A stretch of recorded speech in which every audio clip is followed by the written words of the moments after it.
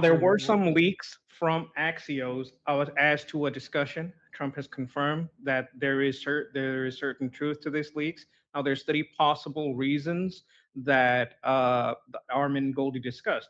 One of the possible reasons is is like a leak hunt. You could be finding out. You put out something, and then you try to find out who leaks it. Oh, that's the agency that reported it. Let's find out who's talking to that agency. That's the guy. That must be the leaker. Two is we're playing good cop, bad cop, and they're both just pretending that this was a very serious argument, but it's actually just part of the mind games that you would play, and you would be very angry about the league and trying to say, oh, this happens in all families, but that's just part of the mind games of good cop, bad cop. The third option is that there is some actual friction, and there are reasons for that friction. Those are the base three reasons that Armin and Goldie, if I'm not mistaken, that's the three that you discussed, right? Yeah, so what happened is Axios came out and said that uh basically Trump told Netanyahu on a phone call, "You're fucking crazy." Trump, they say Trump was fuming at Netanyahu in a call about Lebanon, and Axios obviously is not a reliable source, so we're waiting to see if it gets confirmed or not. And there was an interview just recently, I played it on the show. President Trump came out and said, "Yes, I said that." I know apparently he also said to Prime Minister Netanyahu that the only reason why he's not in jail is because of him, and he said he wasn't angry when he said that to Netanyahu. He said that he was basically upset over the Lebanon issue. He wanted Netanyahu to stop attacking. He said Lebanon, but I think he meant Hezbollah. Uh, Attacking Hezbollah, and Netanyahu was continuing his attack, like, and he basically got upset over that. And Netanyahu also came out and confirmed it in another interview. Well, I mean, he didn't confirm it. He said, "I don't want to go over the details of what was said," but then he said, "Well, we have sometimes we're family, we're friends." Even he said, even if in family, sometimes we have like fights like this, but obviously we're friends and we have a lot of agreements. We have mostly agreements, and basically suggested that this was small, that not a big deal. And yeah, and like Sketch said, so it seemed like they're both suggesting that it did happen. So given that it did happen, we were thinking maybe there's two possibilities, three. One, that it was really aggressive um and real. Another one, it was, the tone wasn't that bad, maybe not that aggressive, maybe in a friendly way, like as friends talk to each other. Sometimes they use words like that, so not maybe not a big deal that people are making a big deal out of. But the third one was maybe it was a planned fake leak of trying to basically continue what they have been doing before with the Islamic Republic, playing good cop, bad cop, and this fake fight is another way for them to continue playing that role. Israel being the bad cop, United States being the good cop. So these are the theories out there. So when I hear what you guys have to say, and then we have a super chat. All right, first to respond is Jeff. Sorry. So it kind of helps to, when you're looking at this, to look at the broader context within which this is occurring. So it's very much fits in the broader kind of uh, context of the United States managing all these different moving parts: Iran, Hezbollah, our allies, both Israeli and Gulf states. Axios has broken several Trump Netanyahu call stories before, some tense ones in the past. They've been very checkered in their accuracy. The leak happened real quick. So it came like the day after, very quickly after the call. What's the pushbacks? So on our side, President Trump, he acknowledged being a little perturbed at Netanyahu over Lebanon, but emphasized that we still are working together. He claimed that he got Netanyahu to turn things around. The Israeli side got some pushback, as Armin mentioned. So, you know, Prime Minister Netanyahu said, is calling parts of the call, as it was reported by Axios, is exaggerated or inaccurate, which I wouldn't. I very much believe. And Bibi framed the call as kind of being more positive, mutually understanding on no unprovoked strikes and all this other stuff. So on the political side, I don't know what the hell's going on with my agenda.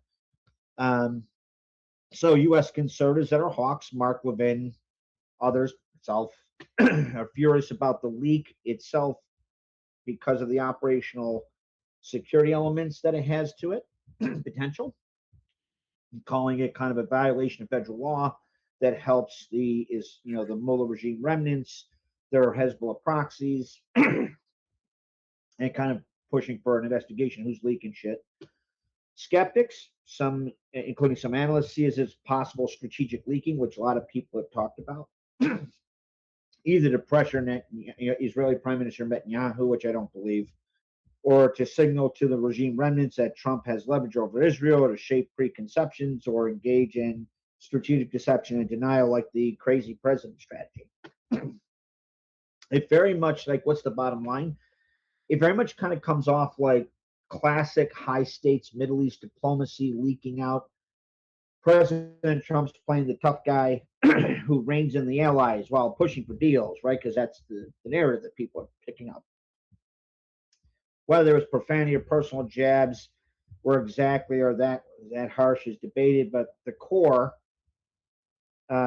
President Trump and Israel having, not to de-escalate, they're just trying to coordinate their efforts because there's a lot of moving parts. That's probably real. I mean, that's kind of like where I see it shaking out. A lot of people don't know there's so much noise going on, and maybe that's the point, is to have so much noise. Because if we can't figure it out, neither can the enemy.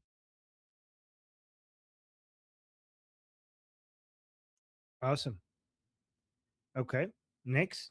Who's next, Sketch?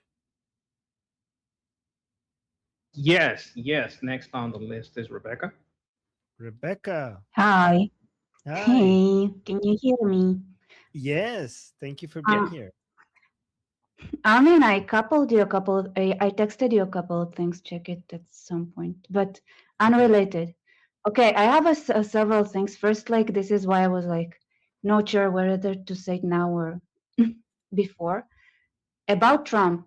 Like, my philosophy with Trump was always the same since his first term to now, is that Trump, when people ask me, aren't you afraid that Trump would do this, do that? I would say Trump would try to do every mistake possible. The moment he sees it doesn't work, he'll try something else. And that makes him a completely different kind of animal from any other president that I've seen in the United States in my lifetime. Because they always double down. Trump is like, doesn't work, okay, fine, I'll do something else. And when he does that, it allows, nature to guide. Anyway, so when it comes to the call, I think here it's like, the problem is I don't think it flattered Trump at all. And he calling somebody who is in the Middle East crazy is a compliment anyway, but like, let's be realistic. It was like the only thing that he did, it was just like, oh my God, like, because everything, just so you know, like they're trying to minimize it, but they're devastated. Like, they're going through a lot, and that is like, and then you sell the narrative that this is when like Israel just like is tame. Thank you, that's beautiful. That's a beautiful message.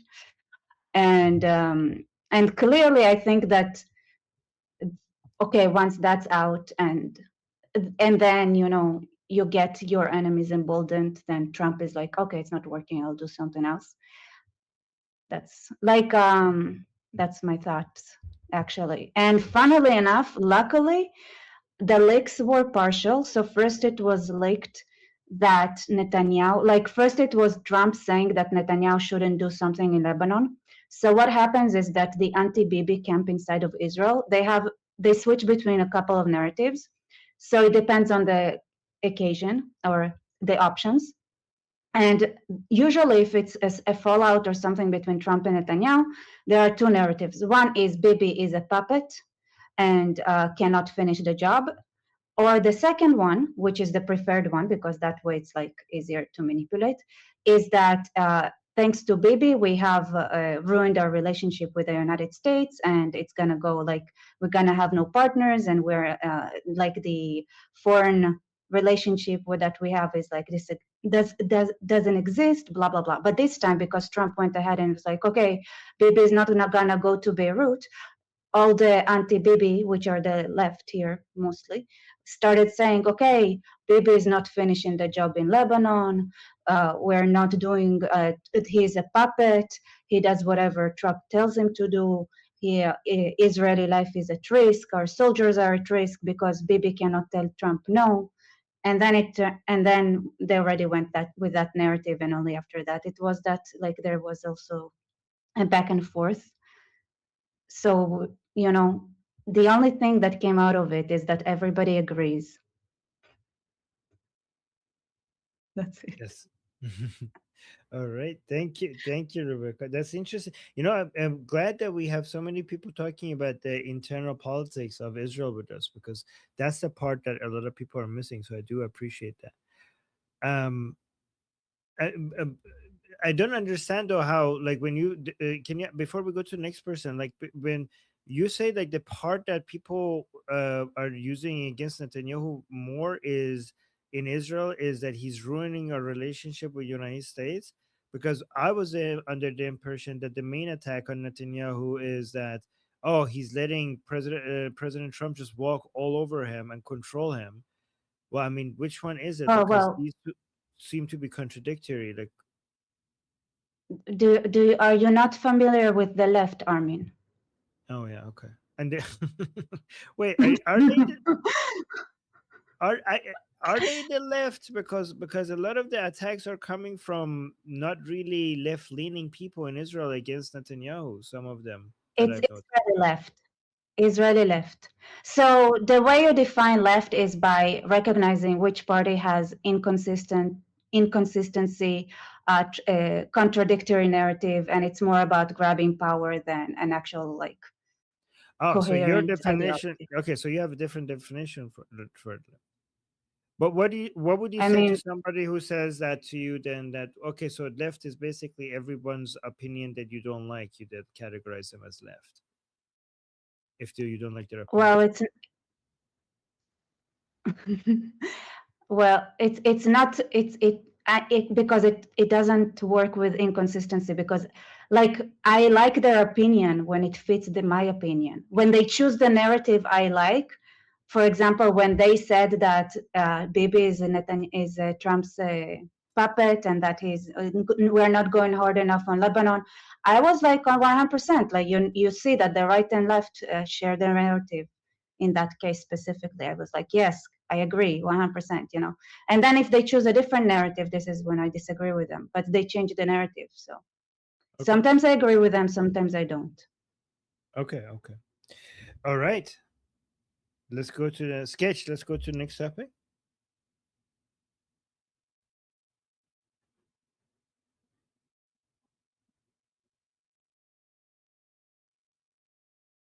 Sketch. Am I sketch? Your I'm mic is sorry. open. I'm Yeah. sorry. I have like a double mute. Like I have one on the mic and I have one Oh, on the bottom yeah, over here of the stage. same. I have the same problem sometimes. Yeah. Okay, By so the way, I would and like. also between topics, I have some super chats between topics. But let's go to the next response. Okay, the Oh, next response was Jose. We had a lot of this is like the heated debate that they had before we got here. So I wanted okay. to everyone to air their feelings out. Just put your reply. It's also the top story today. So I thought it was worth discussing. As passionate as these people are about it, I think it's good also to let them get everything off their chest. And we get some passionate views on this. So I wanted Jose to reply next if that's possible. Yeah, sounds good. And feel free to Yeah, jump that's in, fine. Jose, every time. Okay, go on, No, Sales. that's fine. That's fine. The leak. You know, Axios has had almost 75 to 80% of all the leaks that has come out. So I'm wondering if it's true to call it a leak, or are they just throwing darts at a board to see what hits? Okay. And when I see Axios come up anywhere, I immediately think of, oh yeah, Axios. They reported that the Abraham Lincoln was sunk 3 times. Okay, when yeah, they did. Yeah, one after another. I immediately took that off my feed as soon as I saw that, because I'm going, this is bullshit. So I did that. But now, as far as what the argument was, I got blood relatives of mine that'll sit down and talk about Cuba. I know it's not Iran, but talk about, or Israel, USA. We'll talk about Cuba, and we each, all 7 of us, have a different opinion of what Trump should do. Okay, we're still family. We still love each other. We still greet each other with hugs. You know, but it's literally speaking, it's a spat between 2 brothers. The issue, as far as I'm concerned, yes, they do have a leak problem. Axios, like I said, has way more leaks than anybody else.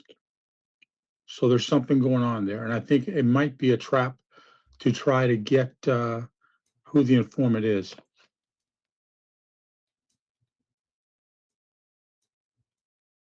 Okay.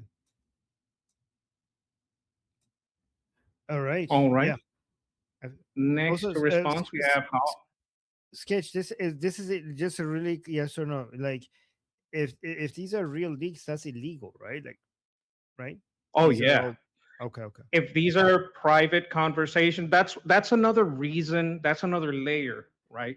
Because usually if a leak, and this would be an important leak about a very private top level conversation, like you would be hearing about, we're calling the Justice Department, we're going to arrest these people, we have had people being arrested. So if you want to add another layer to this, might be a show or a fake leak, well, it's a real leak, but this might be a show, there's the whole other level that leaks like this usually get prosecuted, and no one is talking about prosecution usually. Like last time with Hexeth, when there was a leak over there, that got prosecuted. They some people had to resign. Like it was a big deal. They're not treating this the same way, which is why some people are thinking it's mind games. We're just, but that's just my opinion. That I will put that as my twin on all this. Okay. All right. Who's next? Next to response, we have Wait. Don't Well, close your. Oh, go ahead. Hold on. Go ahead. Hi all. I just wanted to give my perspective after watching the 2 interviews. Because I really like to watch how people are communicating. I think it's important. And I observed a couple, I thought, very important things. And the first one was when Trump was talking about how he had said, whatever it was that he supposedly said, he leaned forward a little bit. Typically when people lean forward like that, they're deliberately trying to be, believable, if you will. And I found that kind of interesting. And what I really found interesting was when Bibi was responding to, yeah, we talk like that, that's just, family. If you really watched his eyes, and his mouth, I mean, he was being sincere. That was truly sincere response. And I thought that was important, when we are considering how they are literally communicating together, because I think it would be wrong of us to think that 2 leaders do not fight. I mean, it just doesn't even make sense. It'd be like, I mean, when do siblings, I mean, there's typically disagreements. But the point of the fact is, I think that those leaks could very well have worked in their favor, regardless if they were intentional or not. I'm talking about trying to undermine, the IRGC at this point, because I feel that their responses, the way they're handling this situation, the leaks, it all sort of plays into that whole disorganization that we're seeing from the IRGC. And I think it further decimates that fragile foundation that they're standing on. That's about all I have to say. Okay. All right. With that, we would close the topic. I would like to ask if you need a little time for some super chats. Yes, I'll do quickly the super chats. Thank you so much for the support, guys. Danny saying Trump Lebanon policy emboldened IRGC immensely. What do you guys think of what do you guys think about that? Danny saying Trump Lebanon policy emboldened IRGC immensely. Well, I don't know how much they can do with their emboldenment. I mean, what you can do with what you get is its practical effect. Like, what is IRGC literally gaining from these statements? I don't know. I would invite anybody that knows more about this than me, because we're talking about a lot about a political discussion, but what is the tangible effects of it? I think that is, something worth considering when we have all these talks about what's being said. Also, if it did embolden them, and this is a good cop, bad cop trick, then we want this to embolden them because it means that it's working. If it Yes, is, if they yes. that's very true. If this leads to them striking, this is called bait and bleed. If our rhetoric makes them attack, and we get to make a response that's exactly the way we want it to respond, and hurts them a lot more than it hurts us, then yes, it would be a tangible effect that is good. Okay, and I saw Jeffrey wanted to respond to this as well. Jeffrey.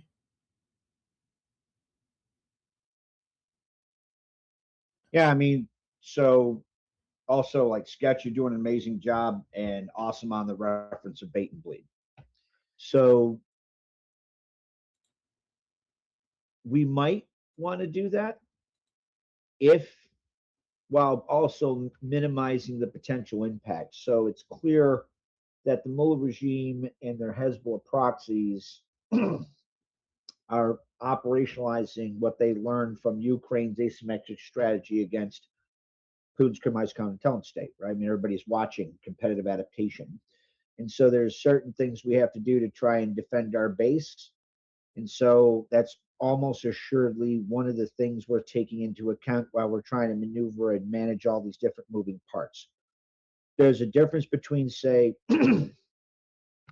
setting up defenses like THAAD and Patriot and all that, and Arrow 3s and the rest of it, to shoot down ballistic missiles, long range cruise missiles, and Shahed drones that are fired from inside Iran, versus shorter range drones that are being used to launch against Israel from southern Lebanon, or indeed our bases that are more closely co-located. So we have a lot of good defenses regarding one thing. We have some defenses on others, and those things are always moving parts. So we're trying to coordinate all our efforts and best deal with all of that. What's all that say? It says that those are things you have to manage if you're trying to do that. Ideally, you'd want to have an attack that the bad guys do to create a pretext for us to then restart stuff, right? If that's the goal, while minimizing the impact of that attack so it doesn't undermine our ability to respond. Okay, and then the next super chat is by Fleshy Interloper saying left can hold multiple contradictory views. Okay, and then we have another thank you, Fleshy Interloper, and then we have another super chat by Danny. Thank you so much, Danny. Danny saying left in Israel willing to make coalition with Arabs. Yes, they did do that, and this is why Prime Minister Netanyahu was forced to work with some parties that a lot of people criticize him for, because working with those other parties would have been the end of Israel, because it would basically lead to a path towards a two-state solution. And thank you, Danny, for the super chat. My name is Armin Navabi. I'm an Iranian political analyst with decades of experience fighting the Islamic regime inside and outside of Iran. Make sure you follow me for more, and also make sure you join our discussion group. I'm there almost every single day. Come talk to me there and the rest of the people there in our group calls. It's a great place to meet and talk to people who like talking about politics. The link is in the description and or in the bio. You could also get there by scanning the QR code on the screen. See you there.